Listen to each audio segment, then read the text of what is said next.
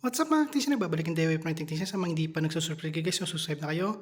Click ang notification bell button, click ang flash nyo rin na mga videos. So guys, mag-review tayo ng Philpiece vacuum pump 10 CFM at ang model number niya guys ay BP-X7. So, ganyan yung tsura niya guys. At anong compatible siya sa A2L. Ayan. So, meron kasing ganito guys na variant is compatible ay A3 tapos A2L. Ayan. So, dalawa yung pinakaano niya. So, yung A3 kasi guys ay high flammable yon na refrigerant. Itong A2L kasi, ano yan guys, mild flammable na refrigerant. Okay, sa mga nagkasabi ng Freon, dagdagan nyo ng Freon yung aircon ko kasi hindi lumalamig. Sabi nyo guys, dagdagan ng refrigerant kasi yung Freon ay panghalan po yun ng brand, okay, or company. So, ayan. At kung nakita nyo guys, ayan lang siya. Yan yung function niya or yan yung specs niyan. Pero may specs yan guys dito sa likod. Ayan. Yan pinaka-specs niyan. So, para makita nyo mabuti, pwede nyong tignan kung ito yung gusto nyong vacuum pump. Ayan. So, pwedeng-pwede yan guys. Kasi, ito na yung pinakamataas na variant nito sa A2L guys. Sa A3L kasi, sa A3, ang ano niya guys ay 8 CFM lang instead na 10. So, kagandahan din dito guys ay marami siyang ports. Ayan. So, ayan. At pag bumili kayo guys, make sure na meron siyang serial number. Kasi pag walang serial number yan, at hindi tumugma doon sa may machine, isip-isip na. Pag-isipan nyo guys. So, ayan guys. Pwede siyang mag-change ng oil while running. You know. So, no mess. 20 seconds change oil with no vacuum loss. At marami pang iba guys. Ayan.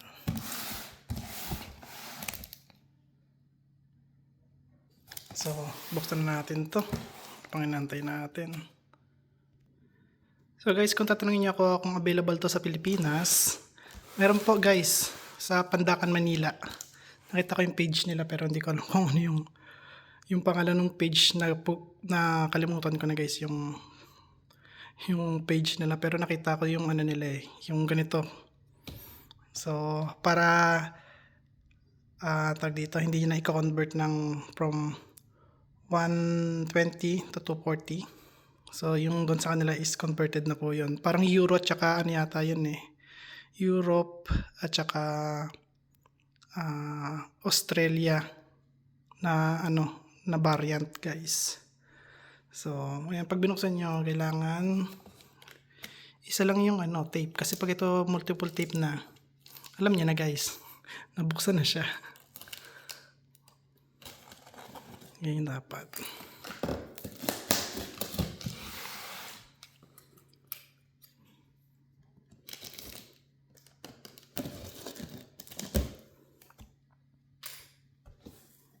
Yun no. So, dapat ganito rin yung itsura nung sa inyo mga sir. So, meron siyang kasamang oil. Ayan, meron mo. Guys, meron siyang laman. Okay? Make sure na ganito rin yung puno nung sa inyo kasi baka bawas na yun sa inyo. So, dalawa yung kasamang lalagyanan niya. Yung reservoir niya. Or yung bottle. Reservoir pala guys yung ito. Itong reservoir. Ito yung bottle niya. So, dapat ganyan. Tapos ito natin yung nito. Serial number kung tama. Kasi mahirap na. Mahirap nang maano tayo.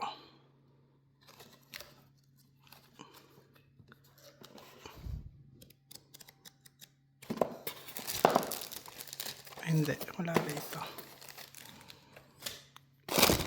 Tignan na lang natin yung pinaka niya. So, ito yung saksakan niya. Tignan natin yung pinaka-machine niya. Ayan, ganyan dapat ang pagkakabalot nung sa inyo. Balot na balot.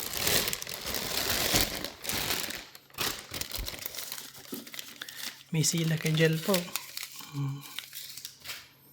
Ang bango. Grabe. Ang bango ng amoy niya.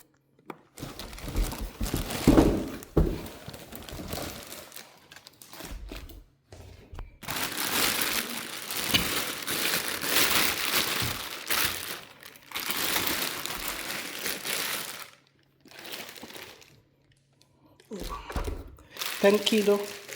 Ganun yung ano guys. 10 kilo yung bigat niya. Dito ilan ito guys. 24 pounds yung weight. So tingnan nyo sa kilo kung tama ako kung 10 kilo. Banga. Or 12 kilo. Yan. So ayan yung itsura niyan guys.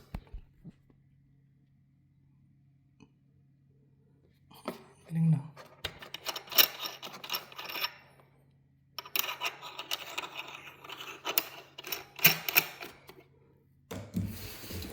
Tingnan natin kung ano yung mga function. So ito yung cup niya. Ano, oil tank cup.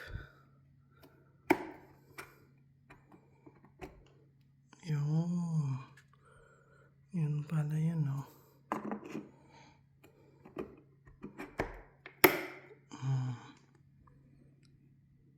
Ito yung reservoir.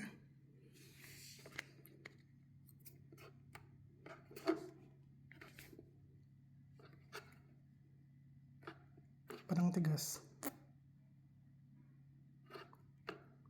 Parang tigas na ano nito.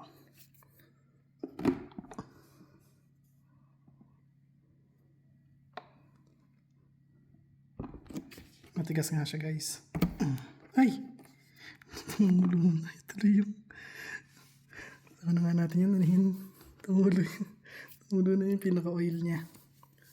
So, ayan guys. Meron siya ritong 1 port. Ayan. Ganda. Tapos meron siya ritong 1/2. Ang laki nitong 1/2. Grabe. Ayan, ang laki ng botas. Tapos may dalawa rito ang 3/8. Ayan.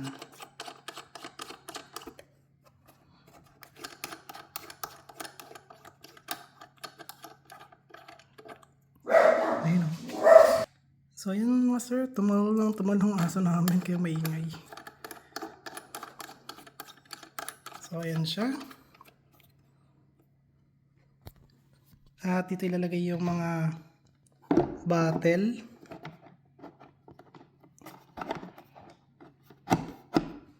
You know, isa hindi ko milalagay. Punasan ko muna yan. Wait lang guys. So ayan, at malinis na siya. Ito dito, kaso hindi siya magkakasya dahil may ano pa siya eh. Ito. May cup. So hindi ko muna siya guys lalagay. Pero para dyan talaga yan. Kasi kailangan pangalisin yung cup nito. Itong cup, ilalagay yan dito. Ayan, dito ilalagay siya. Tapos ito ipapasok sa loob. So, sa likod tayo. Oh my God. So, ito yung gas ballast niya na bulb. Ayan.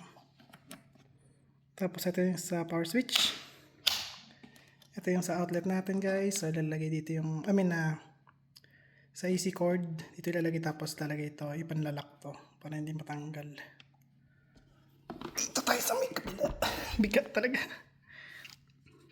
So, yun guys yung specs niyan para may idea kayo kung ano yung typical operation niya. Specs, LED code.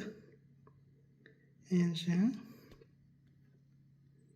At syempre ito yung unahan. Exhaust fan guys yung nandito eh.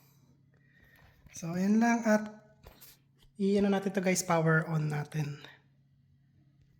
So, ayan mga sir at sinaksak ko na siya. Kanina yung may ilaw na siya, although hindi pa siya naka-on, so at least alam nyo lang na Kapag ganitong naka-blue, ibig sabihin nakasaksak pa rin siya. Okay? So, eto guys, tanggalin nyo lang to. Tapos alisin nyo to. And then, eto, bubuksan nyo. Yan. Tapos, syempre, doon nyo papasok guys. Baka sabihin nyo kasi dito lang ipapasok. Kahit dito guys sa ganito. Pwede rito kasi, ano naman siya rito, ayan o. Yung tutulo naman siya dyan, ayan o. Okay. So, buksan ko lang to. Tapos lagyan natin to guys. Or, buksan ko to. Tapos pakita ko sa inyo paano ilagay. Okay. So, yan mga sir, at make sure na sarado tong bulb na yan. And then, dito na tayo. At lagyan na natin siya guys. Yun no. Yan. Ganyan lang guys. Ayan nyo siya. Yan. Tapos, kapag nalagay nyo na yung oil niya, vacuum pump oil, and then, sinisin natin guys yung pinaka ano nito, nguso, para hindi maging burara yung ano natin. Ayan, linisin lang natin itong nguso pagkatapos tulo or mawala na yung mga oil na yan.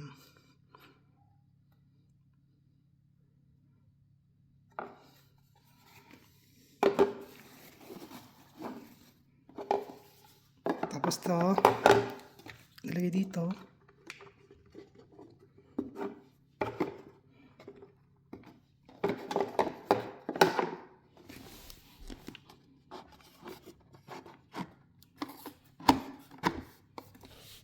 So, ganun siya guys, oh.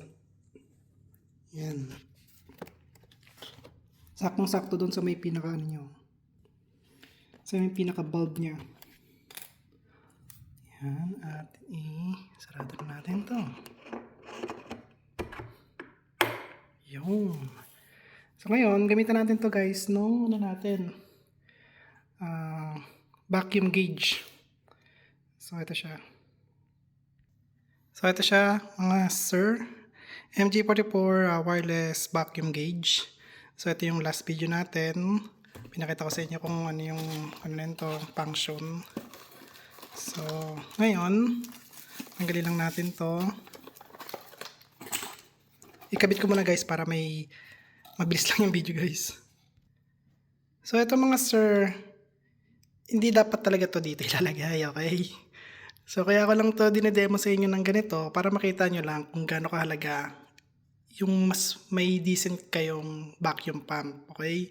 Kasi ito guys ay two-stage vacuum pump, okay? Kasi meron guys sa atin sa Pilipinas nabibili is single stage lang. So, on natin to. So, micron gauge siya guys.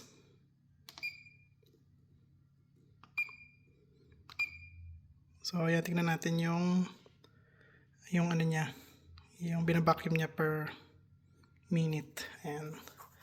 So, itong vacuum gauge nito guys, dapat nakalagay ito sa sa split AC nyo mismo or sa mini split AC nyo. Ito nakalagay doon sa may bulb core removal. Kasi guys, wala akong bulb core removal yung sa field piece for now. Pero papakita ko sa inyo guys pag meron na ako kung paano yun gamitin. Okay? So, dapat yan yung nakalagay dito. Tapos may hose yan. So, from doon sa may AC, split AC nyo, ito nakalagay doon sa may split AC, tapos hose papunta rito. Okay? So, etong mga to, pang vacuum lang din to. Ano lang yan guys, sama. Okay? So, mas madaming hose papunta doon sa may babacuumin nyo, mas mabilis siyang mabacuum. Mabilis mawala yung moisture sa loob. Okay? Yung tag dito. Kung napasukan ng tubig, mabilis mawala yun guys. Kaya ganyan. So ngayon, ito is nakabukas yan guys. Ito kasi nakasarado. So ibig sabihin, pag nakabukas to, yung vacuum natin guys, inilalabas niya agad yung moisture galing sa may pipe natin. Okay? So, pagdating ng 3,000 micron na dito, ito guys, isasarado na natin. Okay? Maingay ito kapag nakaganito, tapos mas tahimik siya pag nandito. Pero hindi siya guys kasi pwede ilagay agad dito dahil yung lifespan ng ano natin, oil, mabilis maubos. So, mas maganda kung magagamit natin to ng maayos. So, kailangan nakagay muna 3,000 micron and then i-on na natin siya rito. Sasarado na natin. So, power on na natin.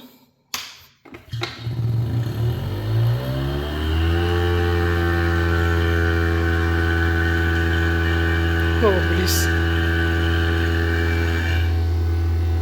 Diba? Tahimik na siya guys. Ang bilis kasi hanggang dito lang kasi guys eh. Kaya na ito guys mag-vacuum up to 15 micron.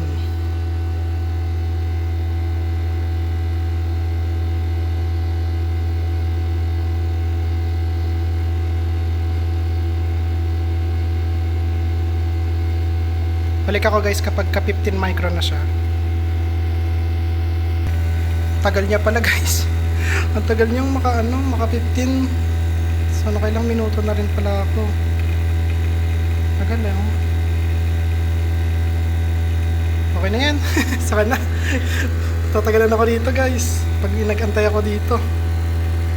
So patay na natin. So, ayan, bumalik.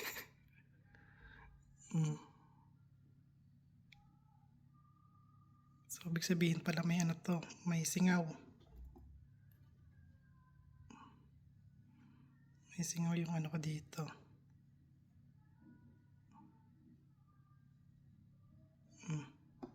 May singaw to guys.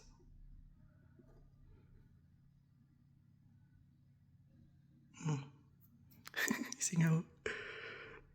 Ibig sabihin guys, hindi ko alam kung nandito yung singaw sa fittings na to. Pero kasi syempre bago to. Kaya imposible dito yan. So baka dito guys sa may rubber na to. Ayan o. Pero okay lang. At least alam ko kaya niya up to 40 sa segundo lang or minuto, isang minuto, ganyan, 2 minuto. So, yan guys. Kung may tanong kayo about dito guys, ano lang kayo, message lang kayo dyan or ano lang kayo dyan, comment. So, ayan. At meron akong lalabas na video na 1 minute lang para doon sa may ball bulb na hose ng field piece. So, meron siyang tag dito. May bulb siya mismo doon sa may hose niya. Okay? So, yan guys. At kung nagustuhan yung video ko, huwag kalimutan mag-like, share, subscribe. Click notification bell button. Click na guys. Bye. Peace.